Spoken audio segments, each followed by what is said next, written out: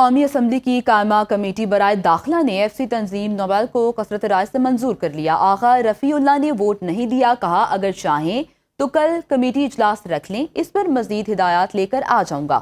طلال چودھری نے کہا یہ بل دونوں ہاؤسز میں جائے گا، 3224 افراد یونٹ کو اسلام آباد میں ہی رکھا جائے گا، سینٹ کی کمیٹی میں بھی جائے گا۔ کمیٹی نے بل پر رائے شماری کروا دی ہے۔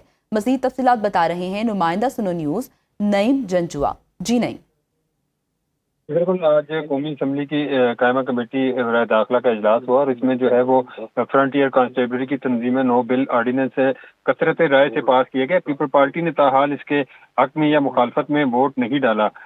آج جو ہے وہ جب اجلاس ہوا تو راجہ خرم نواز کی صدارت میں یہ اجلاس ہوا اور یک نکاتی ایجنڈا اس میں صرف ایف سی کی تنظیم نو بل کو بحث کے لیے رکھا گیا تھا۔ کمیٹی کو ایف سی کمانڈنٹ ریاض نذیر گاڑا نے بریفنگ دی۔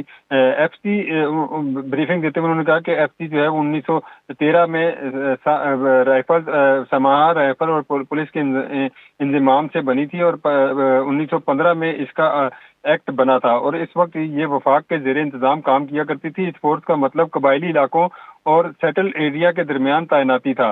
کمانڈنٹ ایف سی نے یہ بھی بتایا کہ ایف سی کی جو 27,756 کی نفری ہے اس کو 2 حصوں میں تقسیم کیا گیا اور اس میں 24,000 کی نفری کو بالکل ویسے ہی رکھا جا رہا ہے، جبکہ فیڈرل ریزرو ڈویژن 3,224 اہلکاروں پر مشتمل ہوگا، جس کو اسلام آباد میں ہی رکھا جائے گا، جس میں 4 صوبوں اور وفاق کی بھرتیاں کی جائیں گی۔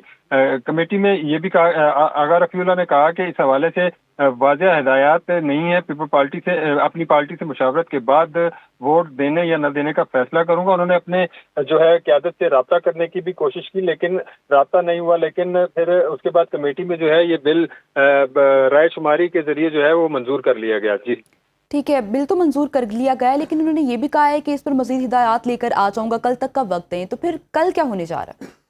انہوں نے اس وقت کہا تھا کہ اس پر میں اپنی پارٹی سے مشاورت کروں گا، ان کو تھوڑا سا وقت دیا جائے اور وہ اپنی قیادت سے رابطہ کرنے کے لیے اس وقت کمیٹی کے اجلاس سے باہر آئے، لیکن ان کا اپنی قیادت سے رابطہ نہیں ہوا اور اس کے بعد جو ہے وہ چیئرمین کمیٹی نے اس کے اوپر بل کے اوپر رائے شماری کروائی اور جس کے بعد جو ہے یہ اس کو بل کو منظور کر لیا گیا۔ جی ٹھیک ہے نعیم، یہ بھی بتائے کہ جیسے آپ نے کہا کہ 4 صوبوں کو بھی اس سے فائدہ حاصل ہو سکے گا، تو اس حوالے سے کیا مزید تفصیلات ہیں؟